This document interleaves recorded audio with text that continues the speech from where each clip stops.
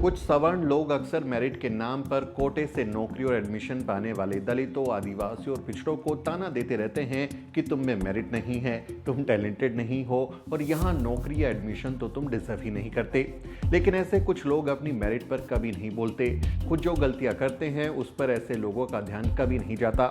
ऐसी ही एक पत्रकार और लेखिका है तवलीन सिंह। इन्होंने आरक्षण की जगह मेरिट यानी टैलेंट को जगह देने, तवज्जो देने और आरक्षण को हमेशा के लिए खत्म कर देने की मांग की है।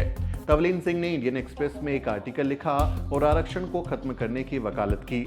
लेकिन अपने ही आर्टिकल में तवलीन सिंह ने न सिर्फ संविधान में आरक्षण को लेकर किए गए प्रावधानों के बारे में गलत दावा किया, बल्कि संविधान निर्माता बाबा साहेब डॉक्टर अम्बेडकर का नाम लेकर ऐसा दावा किया जो पूरी तरह से फेक यानी फर्जी है।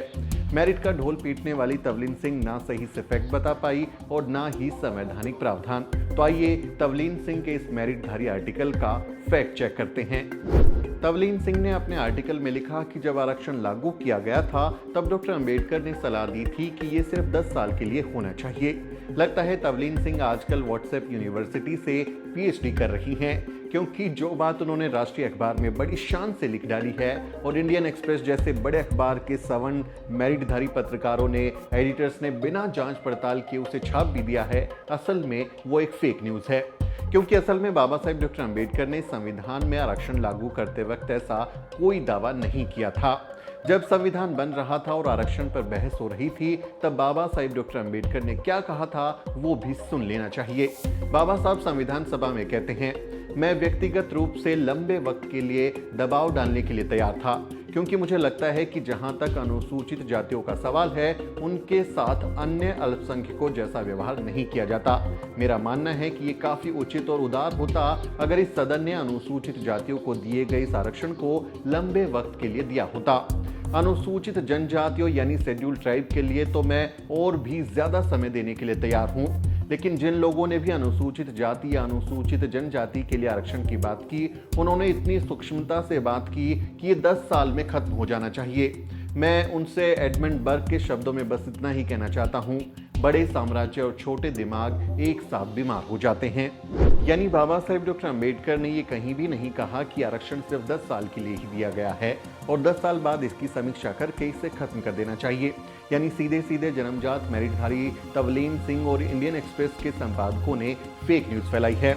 झूठी खबर फैलाना या तथ्यों को तोड़ मरोड़ कर पेश करना एक दंडनीय अपराध है। इसे फेक न्यूज़ कैटेगरी में डाला जाना चाहिए और इसके लिए तवलीन सिंह और इंडियन एक्सप्रेस के ऊपर मुकदमा भी दर्ज होना चाहिए। ये सवर्ण पत्रकार वंचित तबके के पत्रकारों की मेरिट पर सवाल उठाते हैं, लेकिन इनकी अपनी मेरिट कैसी है इसका अंदाजा आप तवलीन सिंह के इस दावे से लगा लीजिए।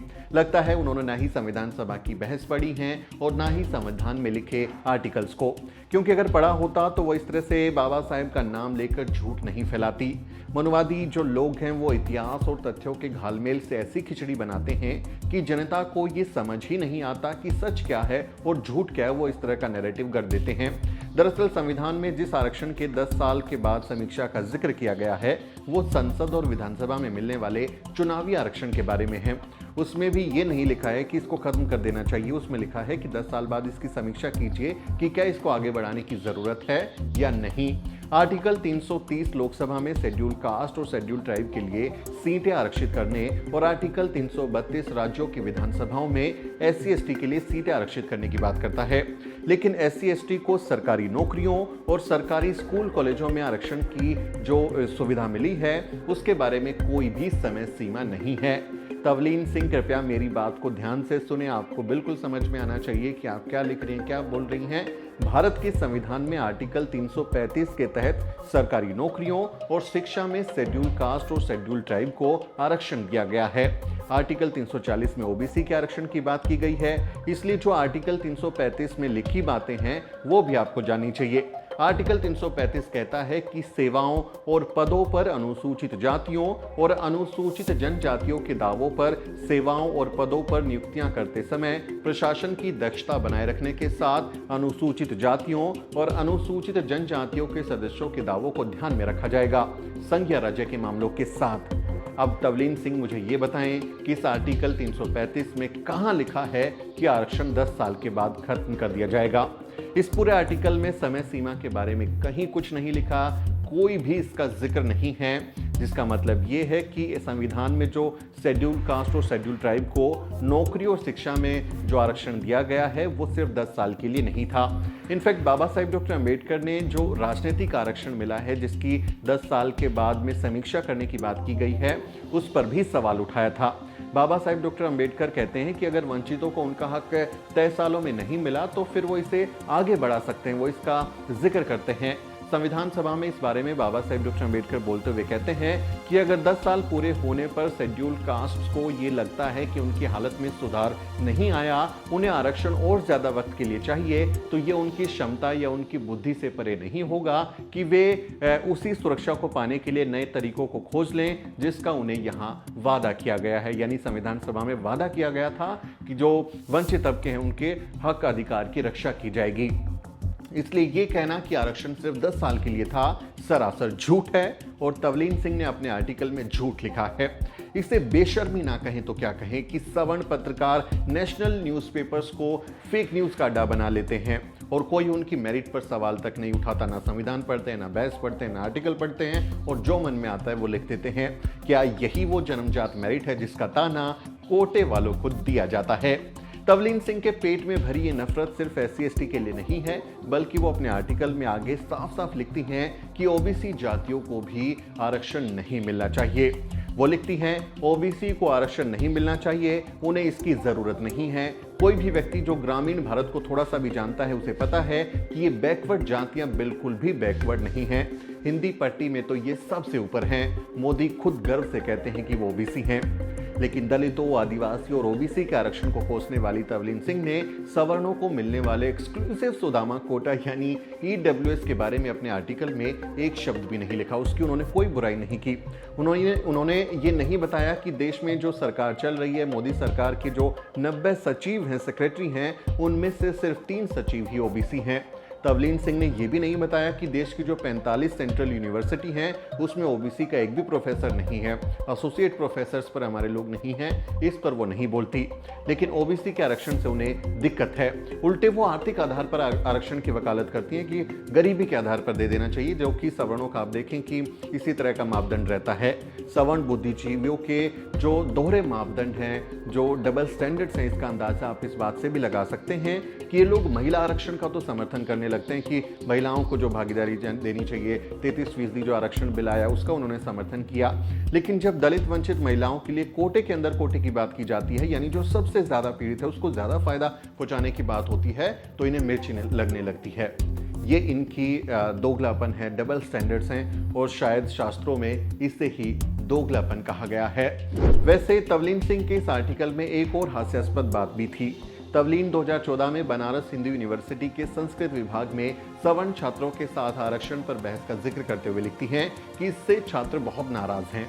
उन्हें लगता है कि कम मेरिट वाले लोग उनकी नौकरियां, शिक्षा खा गए हैं। अब आप ये बताइए कि सवर्ण हिंदू के गढ़ बनारस में, बनारस हिंदू यूनिवर्सिटी में, और वो भी संस्कृत डिपार्टमेंट में, जहां ब्राह्मण जैसी जातियों का लगभग 100% कब्जा है, सबसे ज़्यादा वही लोग हैं, वहाँ सवर्ण छात्र और सवर्ण जो पत्रकार हैं वो मिलकर आरक्षण को कोसेंगे नहीं तो फिर क्या उसकी तारीफ करेंगे? ये सवाल उठता है कि किन लोगों से आप बात कर रहे थे। वहाँ दलित वंचित समाज का तो कोई आदमी था ही नहीं जिससे आप बात कर रहे थे, इसलिए आपने अपने ही सर्कल में, अपने ही ग्रुप में एक नैरेटिव गढ़ लिया। अपने लोगों से आपने बात की, जो उसके लाभार्थी हैं या जिससे उनको फायदा हो रहा है उससे आपने कोई बात नहीं की।